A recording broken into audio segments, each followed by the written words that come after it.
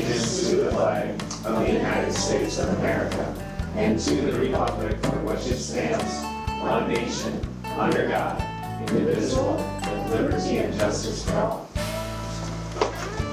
On behalf of the board and administration, I just want to welcome everyone that's here tonight. We're, I guess there's a lot of mics and there's a lot of cameras, so if you like that thing, smile. Anyway, there's not a lot for any of us on the board to do other than maybe answer some questions or mingle a little bit as we go through later this evening of the tour. But with that in mind, I get to sit down and listen to Mr. Jennison, and he's going to take it away and share the format, and we'll go from there. Thank you. All right. Well, good evening, everyone, and thank you for coming tonight. Those that have just come in the back of the room, there is a sign-in list that maybe by the end of the night you can just sign in, so we know who all attended here this evening. But welcome to Chisago Lakes Middle School and to our presentation regarding the 2022 Fall Referendum. And we'll have a great time of conversation tonight, time for questions and answers here after we're done with the presentation. But just so everyone in the audience knows, we are recording this tonight, and that will be available, the recording will be available in the next few days, and we'll put that and link it to our website so people can watch in the future. Also, we are live streaming tonight as well. So these two microphones up here are mic'd up. There's a microphone over there, so if we do have speakers tonight from our admin group that might be responding to something, we're going to ask you to come up there and speak into that microphone.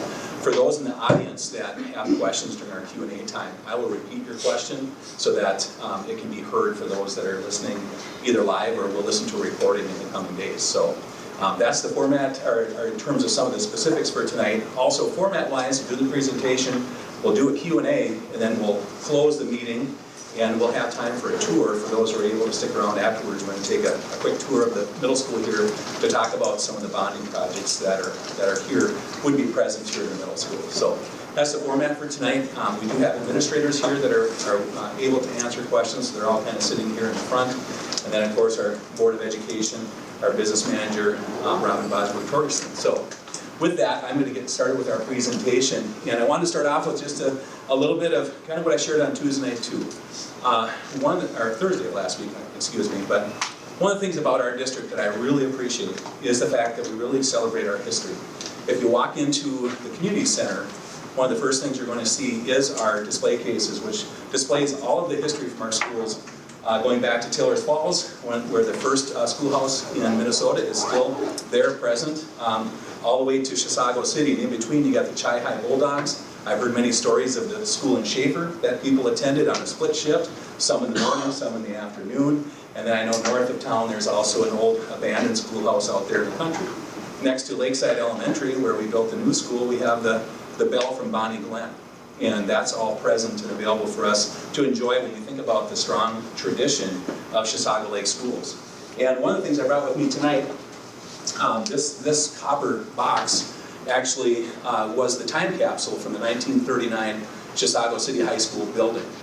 And when we think about our history, it was interesting as this was opening up in front of the students, and I have all the contents here. It was a lot of paper and a lot of information about the schools back in 1939. But that tradition continues to be what we have built our schools upon today.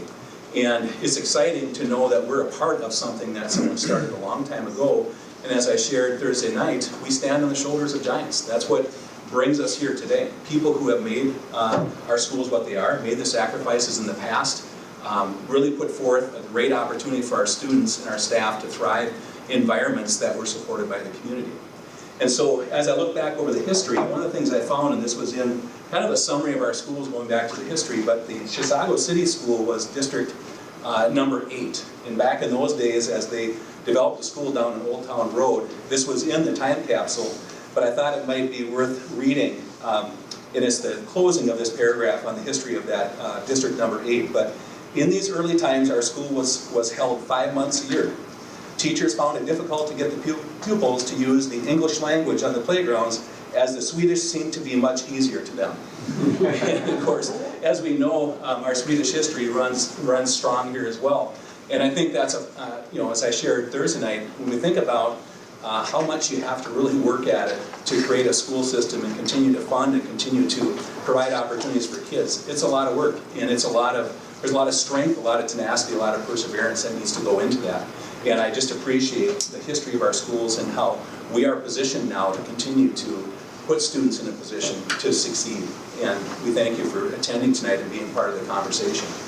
So with that, we're going to go into a presentation that is multiple slides here, and Michelle Kleiss is our Director of Community Engagement and Outreach. She's helping me with running the slides. This will also be a part of the recording, so we'll be able to embed the slides into the recording so you'll be able to see these. They are live on our website right now, and some of the slides contain hyperlinks that will back up some of the information that we're sharing with you as well. So feel free to access all of those as you go through our website. So with that, we're just going to talk about the overall plan. And there's a couple documents on your chairs that we'll reference during this presentation as well. First of all, we are talking about two questions for our levy referendum. So the first one is a levy question, and that's question number 1. And question number 1 is for learning. So it's an opportunity for us to provide resources for staff and students. That's really what it comes down to. Back in the fall of 2013, the district passed a levy that was $225 per student. And that is in place for 10 years. In the year 24-25 is the last year that we get funding for that question back in 2013. That provides $830,000 for our schools in terms of revenue on about a $42 million budget. And so in 24-25, that'll be the last funding we receive for that. If we don't renew that levy or replace that levy with something different, that money will go away. So we'll no longer have that available in our revenue. We also have put where that money is going, and we'll get into the specifics. It's on your chairs as well. But it's really to retain quality staff, provide mental health supports for our students, educational support, and hands-on learning. The 10-year levy also includes an inflationary factor in there that's based upon the Consumer Price Index. And that's something that people have had questions about, and we've had an opportunity to answer that, and we'll put information out on the website too, just so people know that the goal of our board is to continue to provide the same dollar in year 1 of the levy as they would in year 10 of the levy. And so that's the idea behind that inflationary increase over the next 10 years. So referendum question number 1 is taking an $1,150 referendum, replacing our $225 for a net of $925. And that $925 per pupil then would generate $3.1 million in revenue that we could use to support students and staff. And so as we looked at all of the needs that we have in our district for our students, it really came down to, when we added it all up, it's basically $3.1 million per year.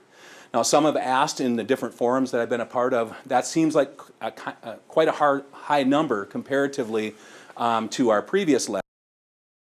Compared to the state average and compared to neighboring districts, it's not as large of a levy in terms of perspective that way, comparison-wise. But it is quite a jump, certainly, to go up to $925. And so the question was, why did we go for such a high amount? And the board members can certainly speak for themselves during the Q&A, but as a board, we looked at it from the standpoint of these are all of our needs. If we don't share our needs, nobody's ever really going to know what they are.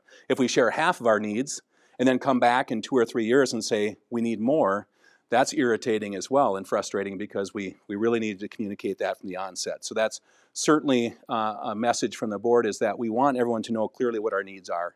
And our administration, our staff help provide that background through surveying that we did, and then a community survey that we did as well. Now, one thing I want to be clear, between question 1 and question 2, they are separate questions. You don't have to have a particular vote either way on either one for it to pass. So you could certainly look at question number 1, that's independent of question number 2. And so they are not linked in any way. All right, so question number 2 is a bond question. And this is for nearly $20 million to do building improvements to our facilities. Now, certainly over the last 5 years, we've done nearly $70 million worth of construction on all of our sites. We've improved all of our sites. We've built a new elementary school and district office. We've built a new community center. And then we've made renovations and additions to basically all the other sites. And so this $20 million bond, people are wondering, well, what more could you possibly do? we have lots to do yet. And the biggest portion of that is safety improvements, particularly here at the middle school. And that's why we're having the meeting here at the middle school, and we're allowing for an opportunity for a tour afterwards, because we want to be able to share and have you see firsthand what those improvements would be and why we need them. We also have a recording of the tour that we'll do. We won't be recording live tonight, so if you go on the tour, you'll just be walking around in a tour setting. But prior to this meeting, our Director of Buildings and Grounds and our middle school principal did a little tour and a narration of what the needs are here at the middle school. So you'll be able to have that as a part of the overall recording that we have for this evening. So with question number 2, we are looking at safety, security, and long-term maintenance of buildings. Long-term maintenance of buildings comes down to basically roofs, HVAC, and parking lots are our big ticket items right now. And so I did get this question the other day. Someone said, well, didn't you do a bunch of roofing projects over the last 5 years? And we did. But I looked at just our map of the different roof sections in each building. All the buildings have multiple sections. And just in this high school alone, there's 36 sections of roofing at the high school. So we don't do all 36 in 1 year. We might do 4 or 5 sections. Over time, we continue to rotate those roof projects so that we continue to keep our roofs in good shape. And so, the other buildings are all like that as well. Primary school has about 14 sections of roof and so on. So that's kind of how that works. So that's question number 2. And the tax impact on these we will talk about here in just a second. The bond is different than the levy. So bonds, as they say, are for buildings, or I sometimes say bricks. It's to work with our structures. And then the levy is for learning. So the levy supports all of our operational pieces. The bond supports our maintenance of our buildings. All right, so where does general education funding sources come from? So primarily we get our funding from state funding, and that's a per pupil allocation for an elementary student and a high school student. There is a little difference in that. To educate a high school student is a little more expensive when it comes to labs and career and technical education programs, and so we do get a little bump, a 0.2 bump. A 1.2 is what you get for each of your high school students and middle school students, and then for elementary you have 1.0 funding for them. And that's about $6,300, I think. If I'm looking at Robin, it's 63, 65? Was it? Oh, $6,800 per pupil is the general education formula, and then that would be 1.2 on top of that for a high school student. That's primarily how we're funded, but we also have what is our local levy. Currently we have the $225 levy in place. We also have other non-voter approved levies that are part of our system. And then we have federal aid, which is typically special education and title programs and things like that. And then the other comes from the form in fees that we collect. It could be interest that we earn off of some of the money that we have and those types of things. So that provides an additional, that's a 5 to 8% of the overall funds that we receive in the way of revenue. So the why behind the operating levy. There's 3 hyperlinks into this slide, so when we put this out there, you can certainly click on them, and we'll do that now. So you can see that, but overall, our district is 1,054 below the state average when it comes to funding. This sheet breaks down all the categorical aids that our Director of Business Services gets an opportunity to work with. And I won't go through and explain each one of those tonight, but if you would like more information on each one of these categorical aids, we can certainly explain that. But the bottom line is the second from the right at the very bottom, 1,054 per pupil. So we have 3,350 students in our buildings now. That's nearly $4 million for us that we're below the state average when it comes to funding. And the biggest chunk of that is line number 2 at the top, and that's referendum. Our referendum at $225 is $629 below the state average when it comes to referendums, local referendum. Going back to the slideshow, the other piece is that state funding has not kept up with the rate of inflation. So this is a graph from a group that we're a part of called Schools for Equity in Education. And what they do is they lobby for rural schools like ours that are low in terms of industrial and commercial property wealth. And this group has shared just this graph over the years that shows since 1991 and 92, the difference between inflation and state funding continues to widen. And so that's what this graph represents, in that we continue to struggle to keep up over the years. The next one is one that people have said that we should accentuate even more because people can relate to the schools around us. So there's 2 graphs on this one, and Michelle will make those a little bit larger here, but This graph demonstrates our levy compared to local school districts. So from St. Francis to North Branch, all the way up to Stillwater, these are the differences in operating levies for those school districts. And so you can see St. Francis and North Branch do not have operating levies. North Branch actually has a technology levy that's a part of their system that's not represented on the operating side because it's for technology.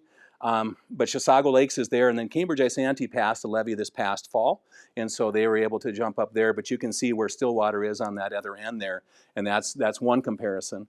The next slide down from that is comparing us to schools that are similar to us in size enrollment across the state of Minnesota. So you'll see North Branch, but there's also Detroit Lakes and Fergus Falls and Princeton. And as you keep going to the right, there's districts like Hutchinson to Faribault and then all the way to Orono. You can see Orono is over $2,000 per pupil that they fund. So those are operating levies for districts that are similar to our size. So that slide, tells the why behind it. We certainly have done a great job with the funds that we do have, but over the course of years, we've done quite a bit of reducing of our budget as well, and I think that's what the next slide highlights some of those things too. But those that are familiar with our district's budget over the last 4 years, we have cut over $4 million from our budget. So that's been challenging for us because it certainly devastates our overall programming and overall personnel are the key part of that reduce those budgets, and it's very unfortunate. But I would say this, throughout that, we've been able to maintain class sizes at a pretty strong, appropriate level. We've been able to maintain most of our programs, and unfortunately, where we've had to make those reductions has been in the area of staffing. And that's been challenging, certainly with the other things we've been dealing with over the last 3 years. The why behind the bonding, there's 3 points there. One is certainly bonding is the way that we take care of some of those larger projects.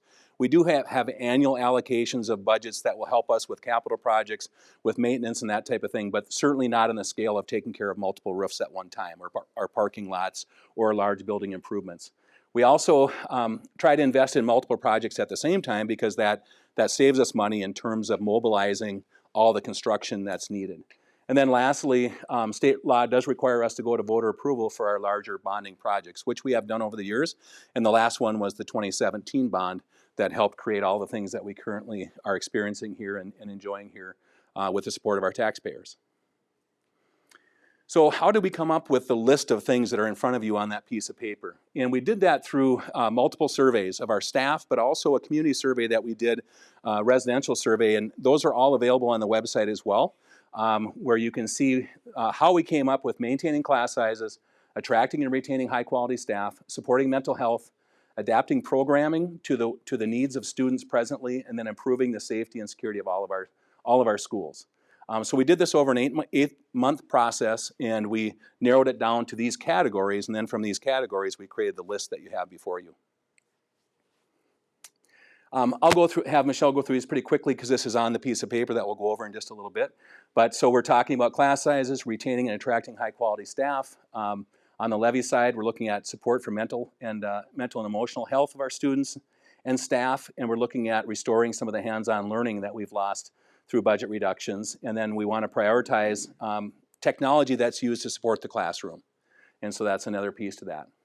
On the bonding side, we're looking at creating safer and more secure schools. We're addressing some capacity issues that we do have in the district with our growing on the west side of the district in particular.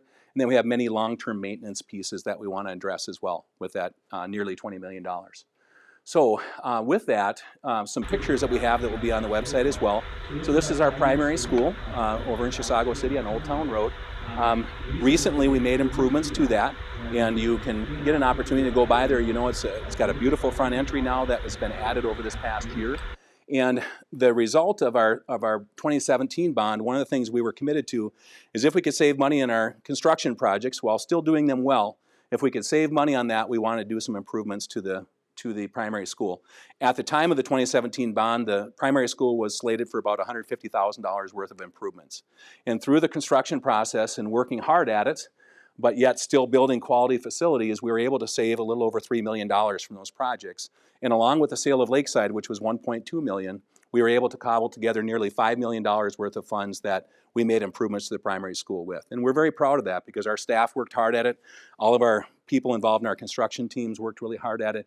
And we were able to do quite a bit of improvement to the primary school. And we hope that you get an opportunity to experience that sometime, go over there and see the improvements that were made, because it was a real great lift to the overall building, not only to the physical structure, but also just to the staff and the students just being excited about the improvements that were made there. So we're looking at adding 4 additional classrooms on the west side of the building, and that's along Old Town Road. Currently there's a playground there, but there's plenty of space there to add 4 additional classrooms. We would also take care of our roof projects there and repave the parking lot at primary school. In Taylor's Falls, we would look to do an addition to their office. In the addition to the office, we did some work a few years ago to make our office space safer. But we would like to do more. And what we're doing in all of our office settings is what you'd experience at our WCC right now, at the primary school with their new entry, and at Lakeside, where when you come to our buildings, you'll be able to get into the vestibule, so you don't have to stand outside in the cold, but then you're brought into the office. In the office, you are then checked and badged, and then you're released from the office to go out into the building. At the Taylor's Falls right now, you're checked at the window, but then you're led into the building, and to your right is the gymnasium, and you can kind of go a couple different places without actually having to come into an office. So that would be one of our goals, is to add that type of a security feature to our front office with some restructuring there. And then we'd also add a conference room to the front office at Taylor's Falls as well, because currently if you had a larger group meeting, you would take the students or the meeting group all the way to the back of the building in our community room. And so we'd like to do that and have a space up front where they could meet and not have to pass through the entire building. We'd also do some parking lot maintenance there, and there's some bathrooms from 1953 that we would like to upgrade and bring them up to standard right now. So that's what we would do at Taylor's Falls. At the middle school, and again, why we're here, the majority of that nearly $20 million would be spent here at the middle school. Not the majority, about $7 million of that 20 would be here. So a large chunk of it. And so our goal here is to create a more safe and secure front entry experience for people coming here as well.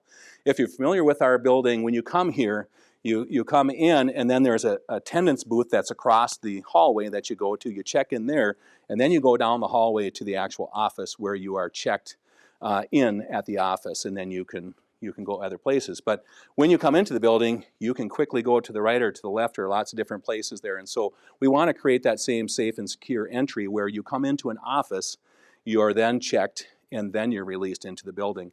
We would do that by moving the current office space downstairs, just outside of where we are right now. There's an art room right on the other side of that wall, and that's basically where we would create our office space here. And then we would move the art room upstairs where the office is. We'd also create a counseling suite up there where the counselors, social workers, psychologists that are part of the student's experience would be kind of in the center of the student body, as opposed to down in the office off to the side.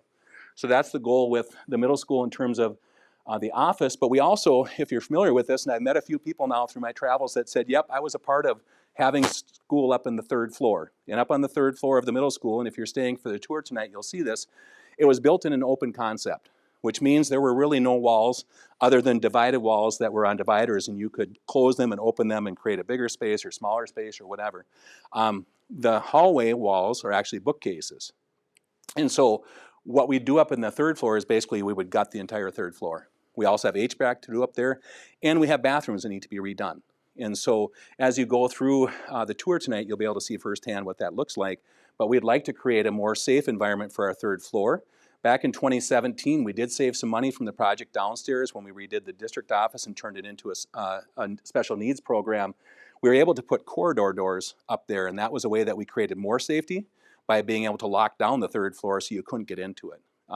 And so that was a way that we helped, but we need to do more. We'd also do parking lot project here as well, and I think, and then a big one on there too is we're going to install fire protection or sprinklers in here. So that would be another piece of improving the safety of the middle school, is by having this building be, as we say, sprinkled, but we'd have sprinklers throughout the building, which would increase the overall safety and maintainability of this site. So High school, we've done quite a bit with the high school over the years too, but we still have over on the right-hand side, you'll see some red there. Those are critical roofing projects that we need to do in the next couple years. We also would want to do the secure office space setting for the high school as well. Currently, when you come in, there's a person to greet you right at a window, but then you're released, you could go into the building rather than reporting to the office. So we'd like you to come into the office, be checked, and then be released into the building.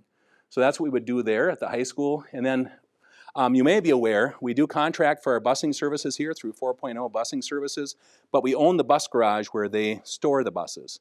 So currently we have, and we've had for many years, issues with the grading there and the drainage of water in that space, and it's created a lot of issues within the building where we have concrete that needs to be replaced now in an entire parking lot that needs to be regraded and repaved. And so we would do that as a part of this project as well. And then what I want to reference then is the sheet that's in front of you. So if you could look at that with me real quickly. This is, we just call building facts, and this has been a really good document to be able to bring to each meeting, because what really people want to know centrally are two things. There's lots of other questions we can get into, but one, how much is this going to cost? And number two, what are you going to do with the money? This is a sheet that should represent that pretty well. Now the cost we'll get into, we can get into that by looking at the website as well. But when you look at this, what we're trying to represent here is what I just explained on the bonding side of things. So that's the right-hand side of this piece of paper. On the left-hand side is the levy for learning. And so I won't go through each one of the bonding things because we just did that through the pictures that are up here. But on the left-hand side, I will go through and just talk about what we're planning on doing on the learning side of things. So on our elementary schools, both our primary Taylors Falls and Lakeside, you can see some common themes there. We are looking at additional teachers to lower class sizes. Our class sizes overall are really in good shape, but we have bubbles now and then every year that come through that we need to be kind of careful. We're pushing some of the limits of where we're comfortable with class sizes. But overall, we want to continue to keep our class sizes low. We also have positions at each one of our elementary schools that were funded by the federal dollars that were given from the federal government. And so those were not, those are positions that we have now that do not have funding behind them, because that funding will dry up in 24, 25. At each of the elementaries too, you'll see from the kindergarten side of things, we would like to add paraprofessionals to our kindergarten classrooms. If you've ever been a part of a kindergarten classroom or you have a kindergartner in your life, you probably could see why it would be good to have another adult as a part of a room that might have 20 to 21 to 22 little ones. And so that's an opportunity we'd like to create for our students, is to have additional support. And then you'll see in each one of the sites mental health support. So over the last few years, there's been a lot of challenges, and certainly it's a good question. What does mental health support look like in our schools? Well, in terms of staffing, what it looks like is we have hired over the last couple of years with coronavirus relief funds, with federal funds, we've hired either psychologists, social workers, or counselors that can work with students. But the challenge we've had is we wanted to hire 4. We've only been able to hire 2 over these last couple of years because they're just not available. They're needed everywhere right now. And so we've done what we could in terms of hiring people. And what our people do in those mental health supports specialist positions is they work with individual students, and they work with groups of students. And they really work on trying to help them be okay at school. What's happened over the last couple of years is we've certainly been disrupted, as you know. For some of our students' experience, they have not actually had a school experience until a couple of years of delay before they finally got into what's a traditional school experience and learning how to do all the things that you do at school. Certainly it's support for them in order for them to be successful in the classroom, because when they're struggling, that can impact the entire class. And so we try to work with those students and help them be okay so that it doesn't impact the learning of others as well. The other thing that you'll see on there is in Taylors Falls and Lakeside, years back we did have a science specialist that was able to enhance our science lessons, and we certainly know how important science is in our world. So we'd like to bring back that position of a science specialist that would work in our upper grades at both Taylors Falls and Lakeside.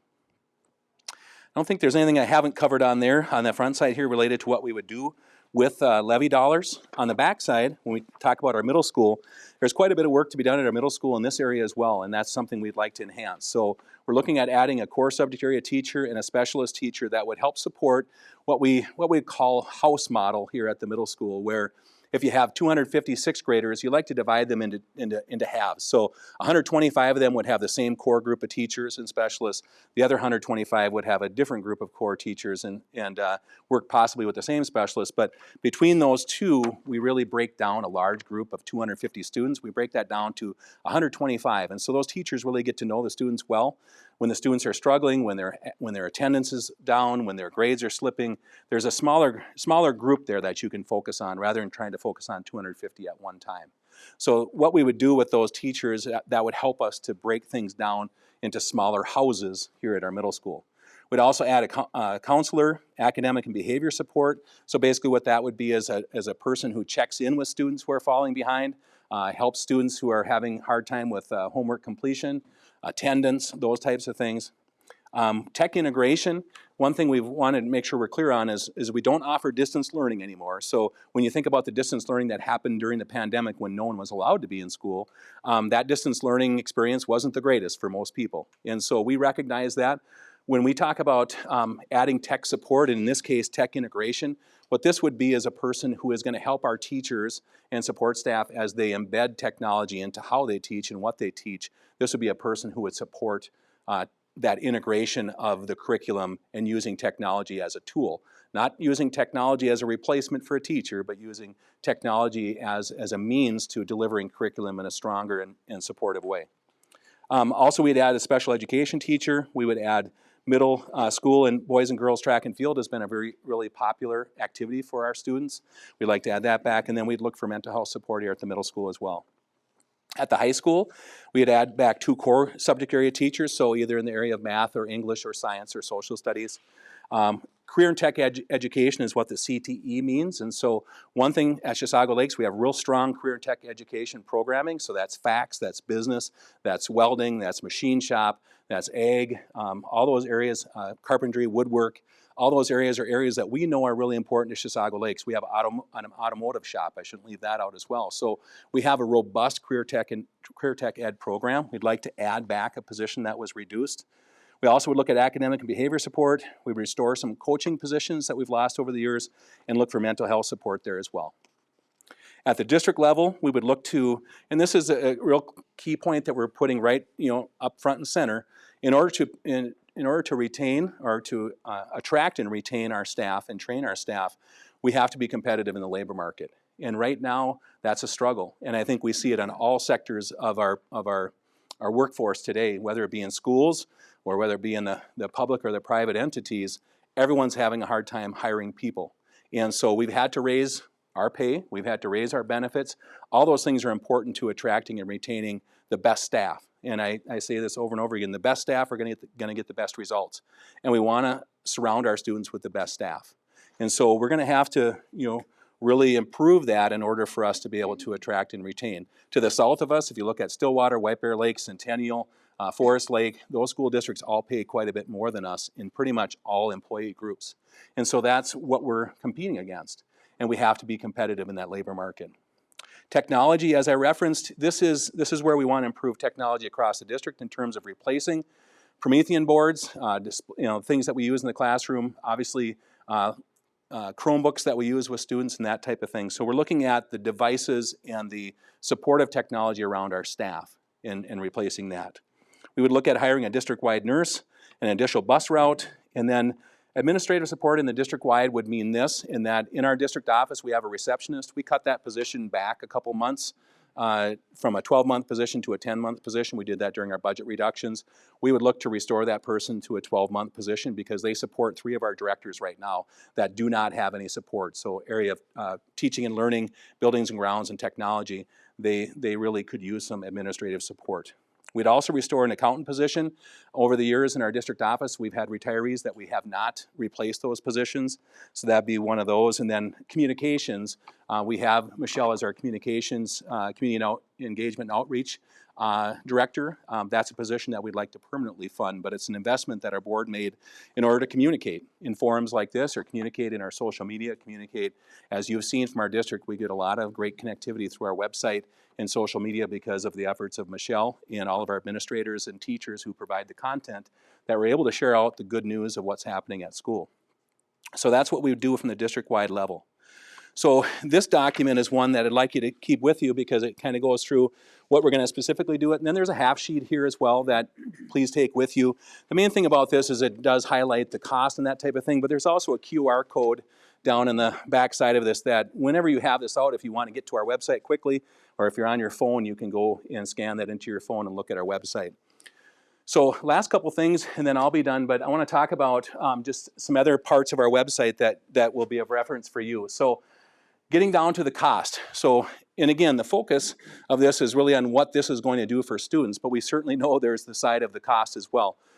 As a person who lives in Chisago City and looking at my taxes, we all have an interest in what this is going to cost and what's that investment into our students and into our staff. And so question number one, if you own a $325,000 home, or if that's your estimated market value, that would cost approximately $28 per month. And that's on the levy side. Question number two would be $5 per month on that same $325,000 home. So between the two of them, it would be $33. And again, these questions are independent of one another. So you can vote for one and not the other. You can vote for both. You can, however you choose to vote, they are not tied together. These are in addition to what you're currently paying right now, right? So that's the difference. We would be replacing the current $225 levy that we have. Right. So if I'm paying this in this example, you're taking $7 off, so it's the difference in what I'm paying. Yes. So I'd really be paying $35 because I'm paying $7 now. So the $7 goes away, but I'm paying $35, and then the $5 is additional. So my tax would be $40 a month, right? No. Because you're taking $7 off, you say the difference is $28, right? So the actual tax would be $35. No, it would be No? 28. Yeah. 28 and 5. And when we go into and we'll show you where you can go into the calculator. It's pretty, Yeah, we can show you what it'll be specifically for your home based upon your estimated market value. And it'll show you how much levy goes away and what it's being replaced with. Because if I look at your half Yeah. sheet, it says revoke what I'm paying right now, which is be $7 per month, replace with $35 per month, plus $5 per month. It's a tax impact of $33, but I'm actually paying $40 because you're taking away the $7 that I was paying. If I had $325, right? Is that correct, or because that's what it Yeah. looks like looking at this? Okay. I guess I'm not seeing it from that perspective, but when you go into the tax calculator, this is exactly how it would lay out. So this is the $225 is listed here, so it'd be, you see what you're taking off. The proposed authority is $34, so we're subtracting that, we're coming up with a net of 27. Right, so it's a net difference, not actually, so I'm actually gonna be paying 34, not the 27. You're gonna be paying 32. Yeah, Or- you're gonna be paying 32. If you're on a $325,000 home. If you did the math on the right-hand side of the half sheet, Yeah, minus 7 plus 35 plus 5 equals 8. What you will now be paying is 33. So the minus 7 comes off, so it's really not adding 7.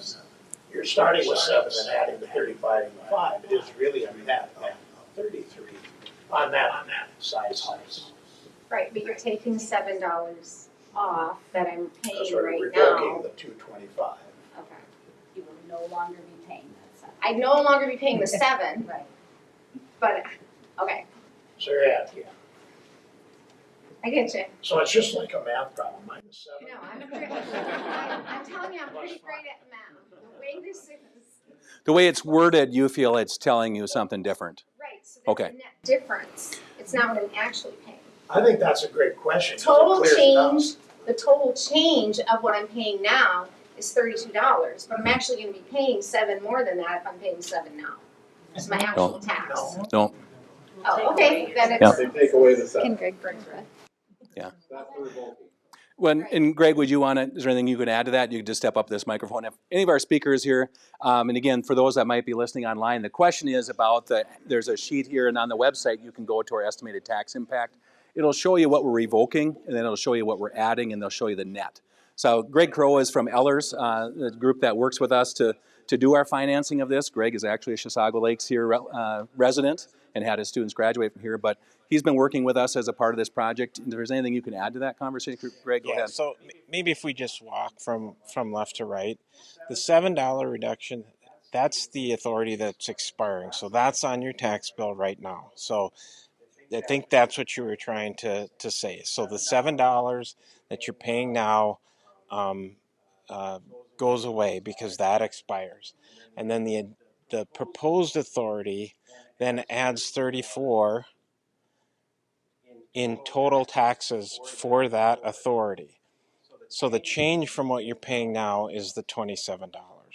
And that's really in these kind of meetings what people want to know, what they ask us. When I write my check for property taxes, how much more do I have to pay this year than what I was paying last year? And then the bond piece is, there's no plus or minus, that's just the extra amount on top. The difference is the actual bill. Yes. And in this, it doesn't amount to that much, but when you get the property values that are up a lot higher, it's a much greater amount. That's why I wanted to clarify what you're saying. Thank you. That's exactly what I meant. Yeah, and I think as you put in that, and certainly your estimated market value, yes, as you get higher, it's going to be a greater tax impact for sure. And that's why we're putting the calculator out there for people to see that, see exactly what it would be.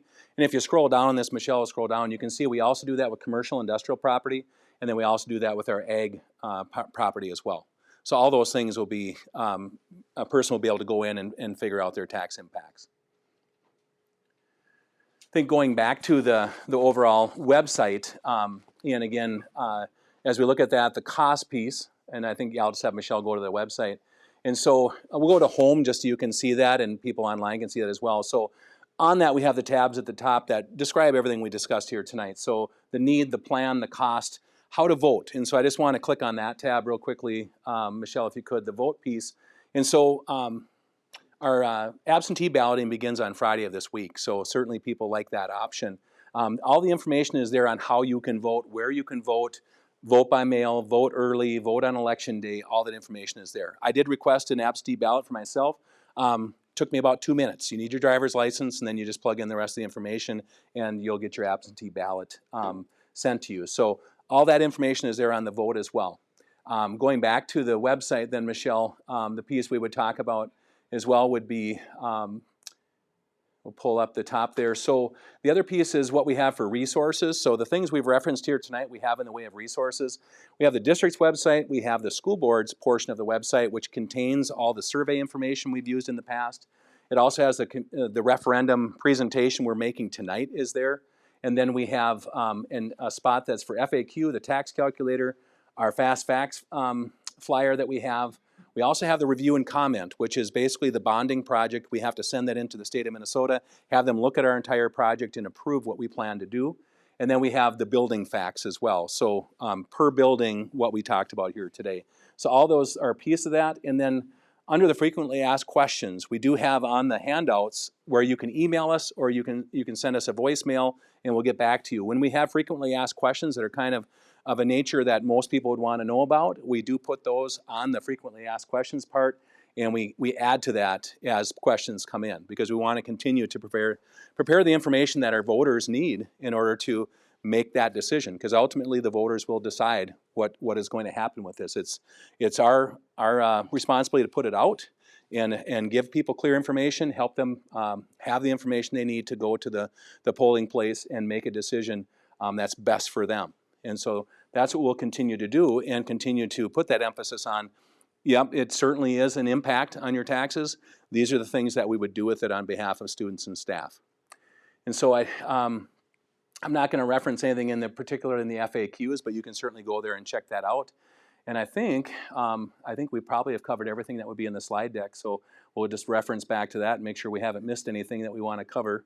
But wanted to get into the cost. I think the next slide was related to and this one, what if the referendum does not pass? And so one of the things to go back to the beginning of the presentation is that our current levy expires after the 24-25 school year. So that's the last year of funding for that $830,000 that we're currently receiving. So that will definitely have an impact. And it'll likely put us in a position where we're back to reducing budget again. And we're delaying all the projects we would like to do in the way of safety and improvements to our buildings. All those things would be delayed. So that's really what that comes down to. And then the next slide, we talked about the voting, and you can go to our website to learn more. And so That's what I have for you in the way to presentation, but I want to go back to my copper box here and the slideshow, because one of the things that was in here was a complete compilation of all of the information about the schools back at that time. And I do want to read to you what the superintendent said back in 1939. In conclusion, I wish to express my appreciation to the members of the school board who have devoted unbegrudgingly of their time. I haven't heard the word unbegrudgingly in a while, but that's what they said back in 1939. To the faculty who devote their ability, efforts, and certain definite parts of their life to promoting education, to the student body, for without its cooperation and spirit, very little would be accomplished, and to the school patrons for whom the school operates, and without whom it would soon be a closed institution. The future holds forth great promise for the Chisago City Schools. The new building will furnish much needed space and allow provision for additional departments which should place the school on par with any of its class in the state. Continued good support by students, parents, and community will make the years to come successful. And certainly back in 1939 when M.A. Zeal wrote that, he certainly was predicting what was to come for the Chisago Lakes schools, because we've continued that tradition of excellence that they set forth back in 1939. And we're thankful that we're a part of that. We're part of the conversation to do that. And we're thankful that you're here tonight to support just understanding more about this opportunity and understanding more about our schools. So with that, I'm going to close the presentation side of it and open up for questions. If you have a question from the group and you're comfortable with coming up to the microphone, you're certainly welcome to do that, because that's how our live stream folks will hear it and the recording will hear it, but I'll also repeat it if you're just comfortable staying where you're at too. That's just fine. We have administration here, school board, who are willing to answer the questions, and I might just direct someone to grab the question or answer the question, and we'll do that for all here, and then we'll close the meeting and take a tour. So with that, questions from our audience? Yeah, go ahead. I can go to that. Okay, yeah, go ahead. Come on up. Not trying to be a troublemaker here, but I just wanted, I knew the math on that was you have to add back in what you're currently paying to your tax to say that's your true tax bill, right? Right. So that number was not your new tax bill. That's, you have to add in what you're currently paying. That's just the change in the tax. Okay. So I do have a couple of questions. The first one's pretty simple. Do you have the exact wording that's going to be on the ballot? Yeah, we'll be sending out a mailer here within the next couple of Okay. weeks that will have the exact wording on the ballot. Okay, Yeah. because I just want to make sure it's not, sometimes it's confusing if I vote yes, what's it's doing, if I vote no, is what it's doing for some Yeah, people. it's very Okay, straightforward. so that'd be great. Yeah. Okay. Yeah. Oh, it's out there already? Okay, I'll do that. Thank you. I can definitely do that. Okay, so would you mind going back to the sheet where it shows that it shows the state funding and all that, and where it looks like we're $1,000 or more per student less? Yeah. Because when I was reading on your, because I tried to go through your whole Chisago Strong site, and it looked like our state funding was lower, but it's not really state funding. So is our funding from the state the same as other districts? Yes, our per pupil allocation is the same on a base. There's a base per pupil allocation. Yeah. The base is the same. Yeah. So the thing that's really making us lower is we've got a lower referendum right now. And okay, because I didn't see, is this out on the site right now? It is in this presentation. So it's a hyperlink okay. to it. Yeah, Okay, right from the I'll presentation. look at that. Yeah. All right, so that was one of mine. So I have a question.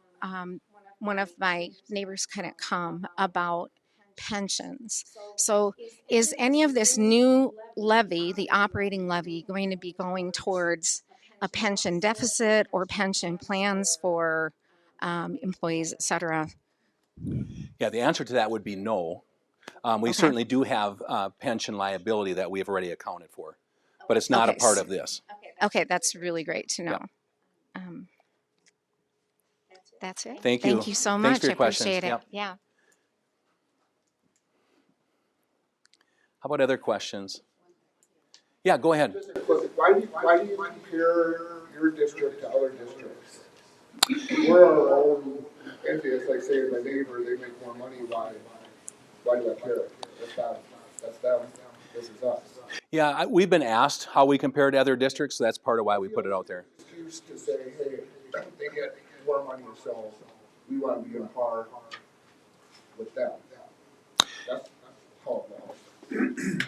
Yeah. I guess I would say as an administrator that our kids are gonna compete against those kids. The world's becoming more and more global in terms of the economy, so having our The students sports have, have been going down. but having that investment in our students in an equal manner, I think gives our kids just the equal footing that other kids nationwide, worldwide have, so. I think from my perspective, the board's perspective is that because of open enrollment and all the other options, charter schools, private schools, homeschooling, kids can go many, many places. And our funding is derived by how many pupils are here. And we actually lose about 500 students that go out of our district to attend other schools, and we're receiving about 250. You know, when you look at that, whatever it was, $6,700 per pupil.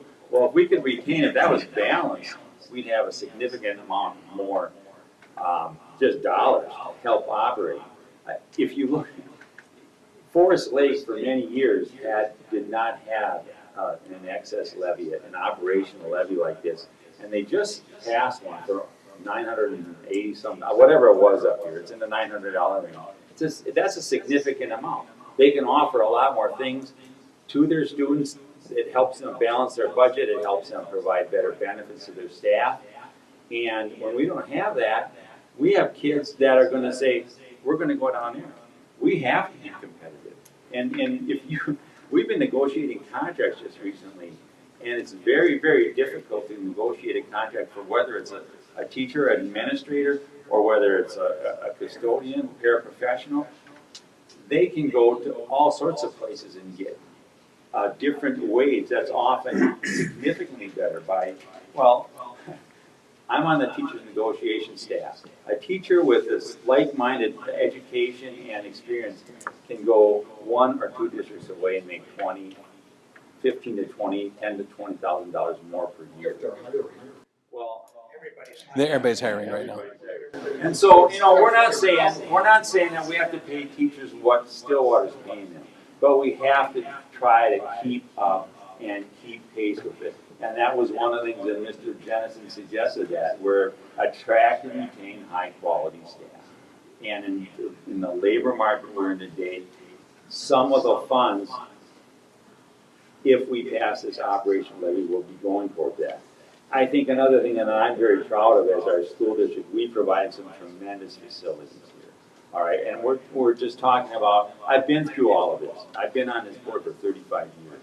And I've seen, in the 1990s, it took us 6 votes to pass a bond to finally add on to some space of the high school. I can't remember exactly if we did anything to this school. I don't recall. But the bottom line is, I think we've done a tremendous job of having the community support us and to build some great facilities that have made us a district that's looked at as very favorably by the statewide community. Our stadium has been a state-of-the-art stadium that other districts have copied, and we've hosted all sorts of tournaments here because of that. And these districts look at it and say, wow, look at that, now we have that Wildcat Community Center. We have a brand new elementary school building. I never in my life thought we would ever have something like that, because it costs a fair amount of money. And over the years, we've had to just remodel and add on and make do, and to be able to get to that point, and rightly so. I mean, the citizens passed and are giving us that money to pay for those facilities. And that's part of what we have to do now as a public school system, is we have to have good facilities. We have to have attractive, good programs. We have to have good wage rates. And we have a tremendous, and I know our high school principal, even though she's just been here for about 2 weeks, with kids in front of her, you could, and Mr. Lindeman could share, we have a phenomenal program for our students in the high school. We have programs there that much larger schools don't have, or schools that are much more funded have, but we're just really thankful for that. Well, and if you look at our neighboring schools, they've lost those programs. They've lost career and tech ed programs. if you just look around, I'm not gonna name the schools, we're proud of what we have and what we've been able to maintain. With really a small levy. The only people that have less than a levy than Chisago Lakes, if you wanna do a little tiny bit of comparison, are those that have none. They're the only ones that have less than us. And so I do kind of look at that global comment. I think about our kids are just as important as everybody else, all around us. We are competing for jobs. We had a social studies opening. There were 8 applicants. Not one had 1 year of experience. Now, if you're a beginning teacher, you make $2,100 take home pay. Where do you gonna live? Our last apartment was rented out at over $1,400 plus utilities. If you make $2,100 as a teacher, and you have a $1,400 plus expense in where you're going to live, you're gonna have to double and triple up. When I came here 40 years ago, there was a $100 room. I made $325, there were $100 rooms. That's what I made every 2 weeks. 700, 100. The comparison and the ratio of what you made and where I'm gonna live is considerably higher. How do we attract when we can't pay what other neighboring schools can pay? It's not very hard to just transfer yourself to another place and make 20 grand more a year. That's $1 million decision. Well, but if they go to a richer district, the house is gonna be more expensive there too. No, it's really, Stillwater's not The particularly. rent would be more expensive in Stillwater than here. So if they were in Stillwater, it's a wash. Well, no, you're saying that can be true, but some people would stay here and go teach there. And then, of course, they're paying for the gas to get there, which is not. Yeah, we get that. But I guess what I tried to share with you is why we want to try to be a top-notch, first-rate school district. This school district is well-known around the state for what we've done and what it's like and what we offer and what opportunities there are for kids. My 3 kids went here. They did things that they never would have been able to do in a Stillwater because we had about, I'm going to say roughly 300 kids per class. And if you're going to a Stillwater to 600, you have to be an exceptional athlete to be on a team. Where here, you could just have a good experience. That's one of the reasons we want to add back middle school track, so these kids can have a good experience. We have a lacrosse team, which, when those things come to the board and we say, how are we going to pay for that? We're not sure, but we know that we've got 60 kids or whatever it is that are out there that want to play and they want to participate. So we found a way to have it. And you look around, better, more funded schools have it, but a whole bunch of them don't. It's a wonderful experience for these kids. And we have a lot of stuff. We have downhill skiing teams. We've got swimming teams and a swimming pool. All sorts of schools don't have that. Just go north, okay? So we offer a tremendous amount of stuff. We've got boys and girls hockey. A lot of schools might have a boys hockey, but not a girls hockey. It all costs money. And it's part of the experience that these kids have. And if you look at, we can talk academics, I've been a soccer coach here, so I know a little more, I can talk sports a little better. But academics, you can graduate from here. I think we had about 7 kids graduated with AA to be associates of arts. Maybe it was only 5, I don't remember the exact numbers.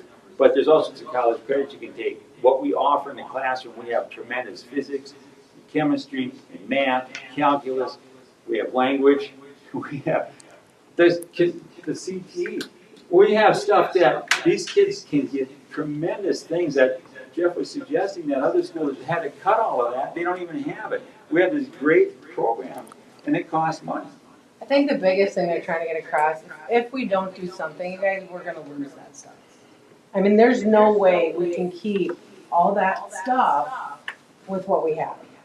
So all that stuff goes away if you don't get $830,000. I said we're not going to be able to keep all of it. I did not say all. Some of it. We're going to have big decisions, and it'll probably go back to the core stuff. So they won't have as good of experience. People, this is more informational. We're not telling you how to go. You have to decide. We just wanted to make sure we had the correct information out there, that you can make an educated decision for yourself. That was our goal for this. We are passionate. But You can hear it, right? I know, I'm just asking a question. Yeah, no, it's, yeah. And they've had kids go through the district. But you're saying it's hiring a lot of teachers and stuff like that, so this has nothing to do with sports. No, that's correct. I'm just So talking I'm just about. saying this is kind of not relevant to an extent of what you're saying. Yeah, but it's part of the But it's not relevant. experience. And I shared that, I threw that out there because I coached 16 seasons here as a soccer coach, as well as hockey, you know. So I just, and I actually taught here. I taught in this one room up in the third floor years ago. That's how I got to the school district. I was hired here in 1986. So I taught 2 years, and then I got laid off, and I was voted on the school board, and I served ever since. But anyway, the bottom line. Yeah, definitely to your point though, we're focused on our academic programming, for sure. We're focused on providing opportunities for kids. There are some things referenced in the activities. We have a robust activities program, but primarily we're here for academics, and we are continuing to improve our academics. That's our goal. Yeah. Yeah. Yeah. Yeah. Yeah. Yeah. And definitely we've got that question is, yeah.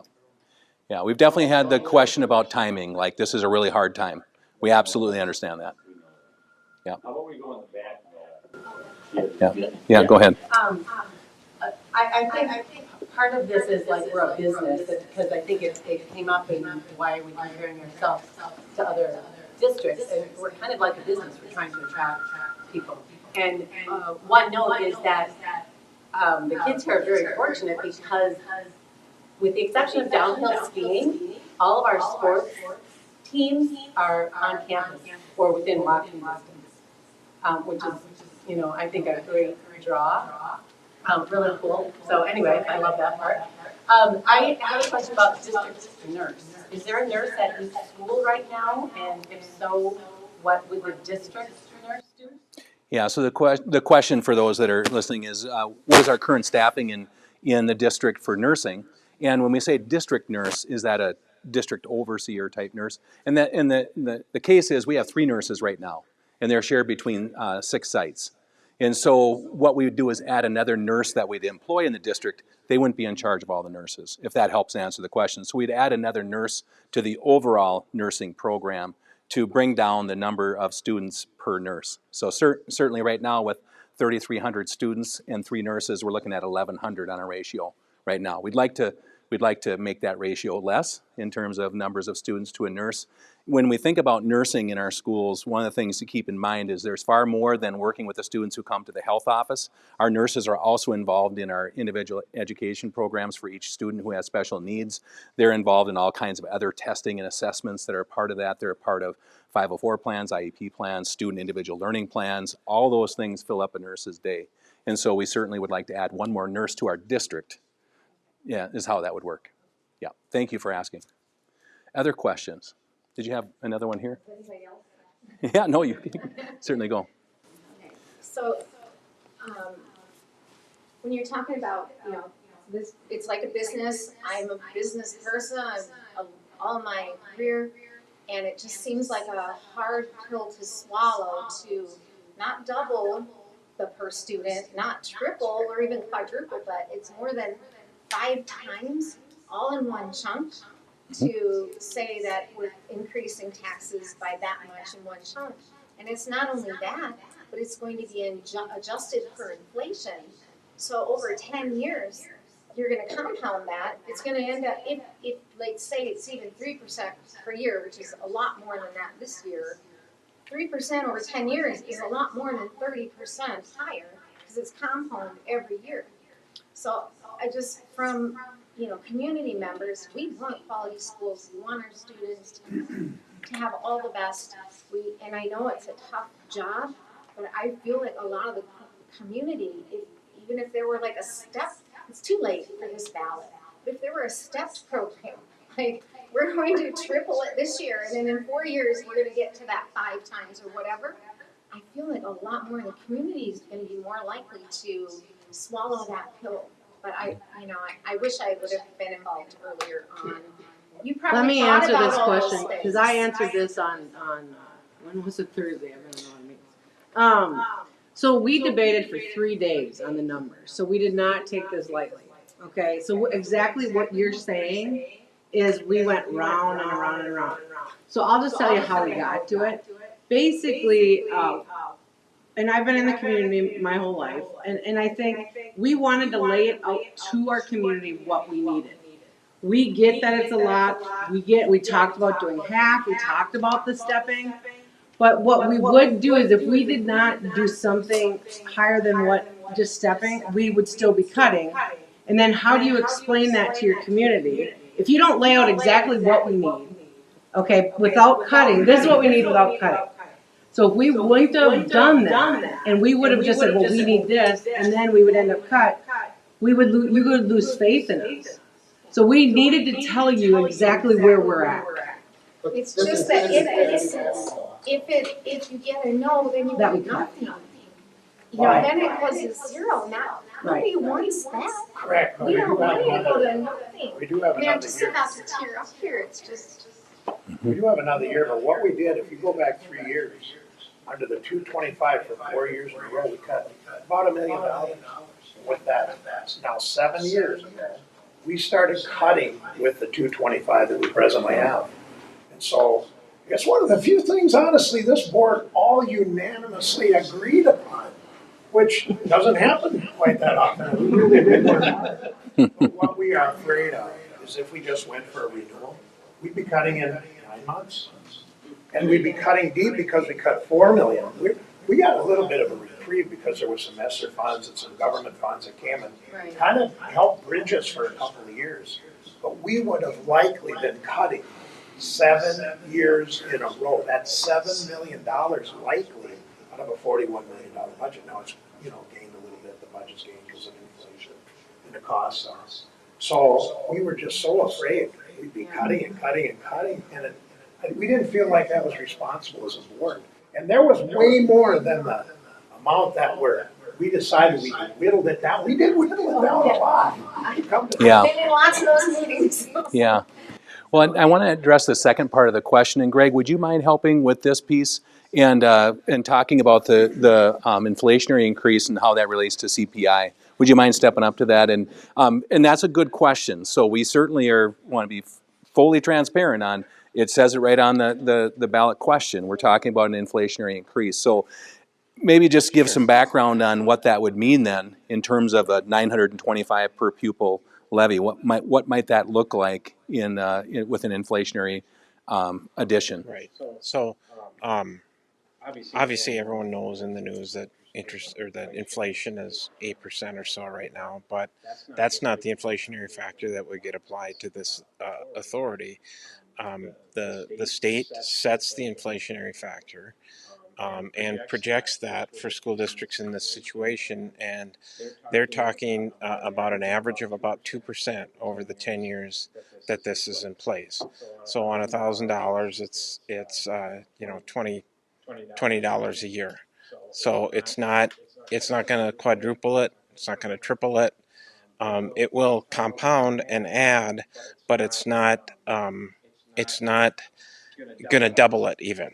And so, and really, you look back at the previous referendum that was passed, and what are we asking the school board and the school district to do when there is no inflation, and that's have less and less buying power as time goes on. And that previous authority, if you go back to the very original amount, is over $100 lower that you can buy with that than what the voters approved.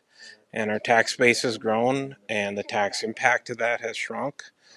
So the other piece of it is, as our tax base grows, yeah, it might add dollars to the levy, but if there's more value in the tax base, then the tax impact doesn't necessarily grow in conjunction with the additional revenue like you might be assuming. So there's a couple of different pieces to it that are important to think about. But we don't set the inflationary factor, the state does, and then the Minnesota Department of Education makes that adjustment on our levy. Yep. Is how that works. I understand that, which is why I know it's 9% now, which is why I said 3%, but even at 2%. So you get a 2% bump this year. Well, the next year's 2% bump is on the Previous year's base. Previous years, so it doesn't happen. But let's think about that. What that means. That's 40 cents. So it's not you know, the 2% on $20 is not doubling the $20 through compounding. So it's not. Higher property values, all of this just adds up to a lot. Like, our taxes are going to be impacted greatly by this, so we want to have confidence in that. Well, do we want to talk a little bit about higher property values? Sure. Because people are concerned that the increased valuation they're seeing from the assessor is going to drive additional property taxes. Your school tax, 21%, all the house values on average this year in Wyoming. right, but that doesn't necessarily translate into 20% increases in taxes, especially when we're talking about school taxes. The school district's levy for next year right now, without this in place, is not going to increase. So let's do a real simple, the levy's about $11 million. So say there's 11,000 houses and they're all worth $100,000. Everybody's going to pay $1,000. That's their share. Now we go to next year, and let's say everyone has 100% increase in their value. Every house is worth $200,000. There's still $11,000 houses, 11,000 houses. There's still $11 million of levy, and everybody's going to pay $1,000. The tax rate is going to be half of what it was, but the net impact of the valuation change is not an increase in taxes. Now, if one house they add on or do something, that could disproportionately increase their valuation relative to the average, and they might pay more. If there's development, if there's housing developments, and we're seeing those more, if there's businesses that come in, there are more taxpayers. So all other things being equal, even with an increase in valuation, you could see a reduction in a personal tax bill for school taxes. So we just want to make sure that Explanation that should be out there in this information, because it's Yeah. not clear. I love that. Yeah. It's not clear to me, and you're going to get a lot more yeses if that is really clear to the community. Mm-hmm. Well, thank you for asking the question. We have recorded it, so it will be out there. So thank you for asking, because it helped us to explain that, and maybe we can come up with another way of explaining that through possibly some sort of a visual representation of what we just discussed. But thank you for asking. So, how about other questions from the group? All right, well, hearing none, first of all, I want to say thank you on behalf of the Board of Education and all of our administration, our students and our staff. Thank you for being here and learning more about what's happening with our schools, asking the hard questions. We need to be able to bring the answers forth to you.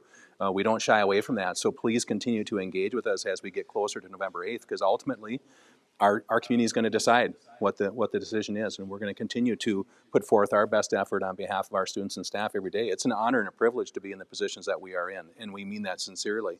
So thank you for entrusting your students to our schools, because it's important, and we're happy to be a part of that. So what we'll do here now is close the meeting, in the formal meeting, and then we'll do a tour for those that would like to go. So we'll have Andy Wilhelmy, who's our Director of Buildings and Grounds, and Todd Warzeka, who's our middle school principal, will be leading a tour of the building. And then we'll stick around here too for additional questions from anybody in the group. If you have something specifically, you'll be able to ask questions on the tour as well. So that's what we'll do right now. Did you have one more question you'd like to ask? Just a quick follow-up. So let's say that it is a no on especially the operating one. I have Sure. a feeling that the bond will pass. It's not very much of an impact on taxes, but if the operating one fails, going back to the drawing board and having a special election next year?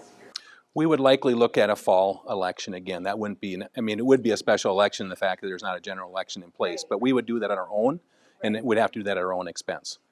Yeah. As far as the bonding piece goes, if that were to pass, and again, I was asked this today, but how does the funding work in the levy side of things? If we were to pass that, we would start that funding would begin for the 23-24 school year. And so those funds would be available starting July 1 of 2023. As far as the bonding piece goes, should that pass, we would be able to receive those funds sooner than that, and we'd be able to start on those projects, because if we were to do the bonding piece, we would want to start on the improvements to our buildings as soon as students and staff are done for the school year. So we would jump into that as soon as we could and get those projects going. So that would definitely be a piece to it. Yeah. Well, thank you, everyone. Mr. Lee, if you wouldn't mind closing the meeting with a formal motion, and then we'll, like I said, we'll stick around, we'll do the tour, and we'll be available for anything you need, and reach out anytime, certainly. As far as posting this video, it'll probably be out in the next few days. It takes a little while for our CLTV to be able to put it all together, but we'll get that out there as soon as we can, and we'll make an announcement when it's put out there, too. All right, thank you, everybody. Anybody interested in the tour? These two gentlemen are going to lead it. They're going to the back of the room, and they'll wait till the group's ready to go. So, thank you, everyone. Hi everyone, I'm Todd Borzecka. I'm the principal at Chisago Lakes Middle School. Hi, I'm Andy Wilhelmi, Director of Buildings and Grounds for the Chisago Lakes School District. And we would like to show you our third floor of the Chisago Lakes Middle School and some of the improvements we would like to undertake. So as we're here, we are in the west side of the third floor corridor.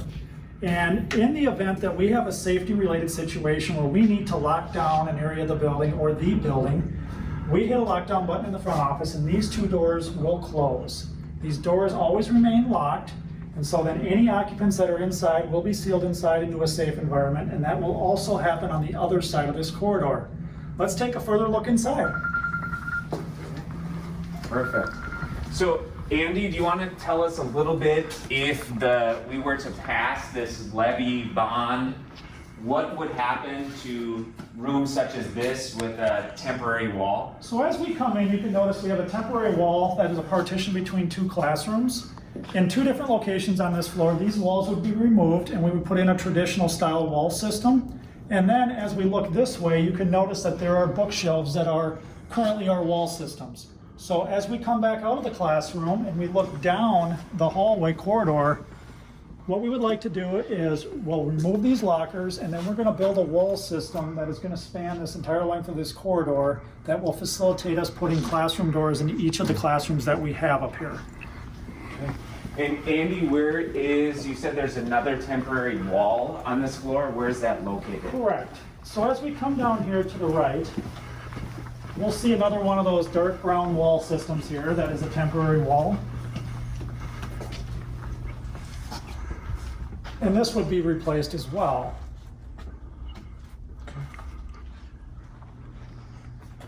So outside of the two walls, what could our community members expect to see changed in our hallways and even the feel of this third floor? So one of the big things that I'm really excited about is we have a new HVAC system we would like to put in, and so that would involve a new air handler system that is down here on the east side of the corridor, and that would also involve new radiant heating as well. That's on each side in the classrooms, and all new controls so that we'll have a much more comfortable environment for our learners. Okay.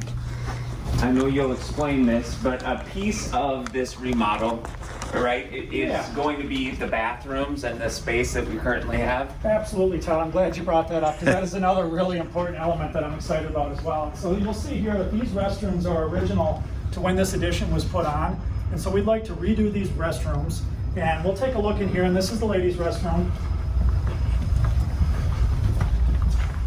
So these restrooms go back to what year, Andy? I believe it's in the 1950s when this addition was put on. Okay. And so these would receive a full upgrade renovation. And I'm guessing that we'll do the same thing with boys' space over here. And this is still the 1953 era? This was original to when this addition was put on over here. All right.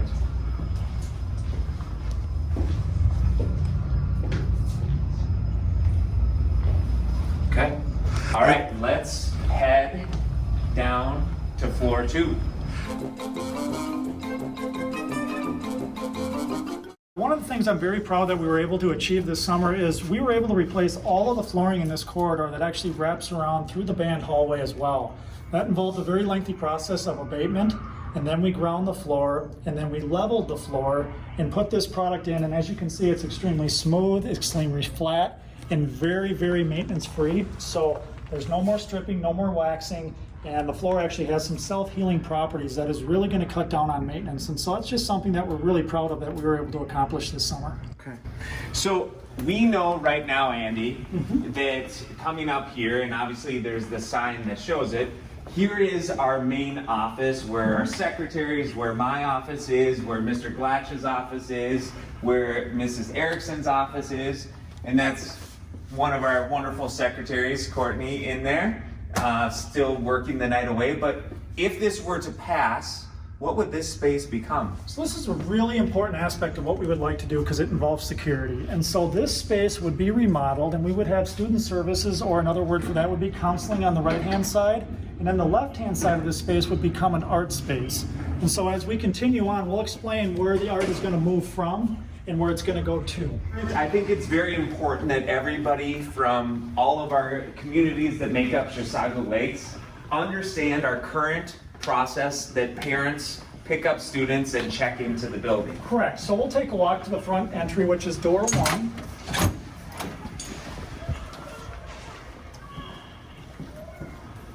In our current process, we have Chrissy, who is our attendance secretary, who's located behind these doors that go up and down, located there.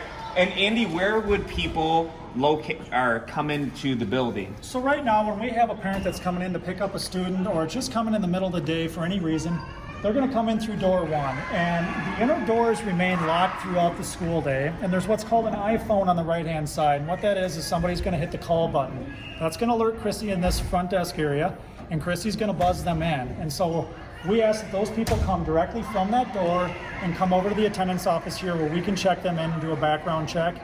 They'll get a visitor sticker, and then they'll be advised as to where to go in the building. They will then travel down this hallway where we just came from, which is to our main office. Okay.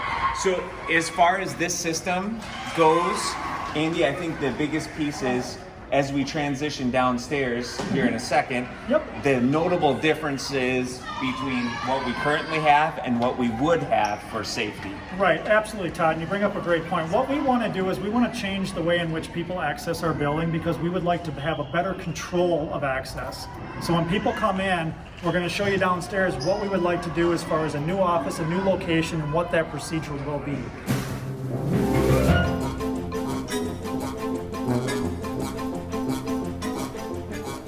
So as we come from our main level, where our main office is now, and to the lower level, I believe that our plans are set for the office to kind of be over in this area by the library, Andy? Absolutely, Todd. So where we are now in the building is we're on the west side of the facility, the lower level near the tennis courts. And what we would like to do is, you'll see door 4 here, and then we have a current art room that is over here. And so what we want to do is take the office that was upstairs on the main level and put it down in this area through renovations. And what that means is we want to implement a secure entry. And so this doorstep will say similar in physical nature, but instead of coming directly in, a doorway would be placed here, which would get you into the space we'll show you next.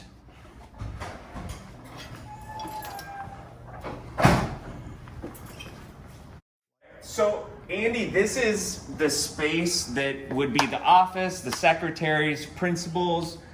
What else would be here? If you can kind of grasp this vision, there'll be some secretarial desk here. And as I just showed you from door 4, that entry point would be cut in similar to somewhere in this column area. Come in, front desk here where they can get checked in.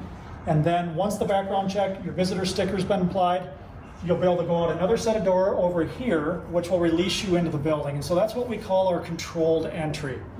Then with the health office also being here, so that any student pickups, anybody's not feeling well, it's a one-stop shop where they come down, student will be released to the parent. Parent never really has to come into the building other than to check into the office. Okay, so Andy, we've covered the 3rd floor, we've covered the 2nd floor where our office currently is and the space that would be changed into. We talked about our secure entry and our new health office and our new space for principals and secretaries. Is there more? Yeah, we want to put in building-wide fire protection through a sprinkler system. And then we also would like to do a repaving project that would span from the east side of the property to the west side and through the bus lane.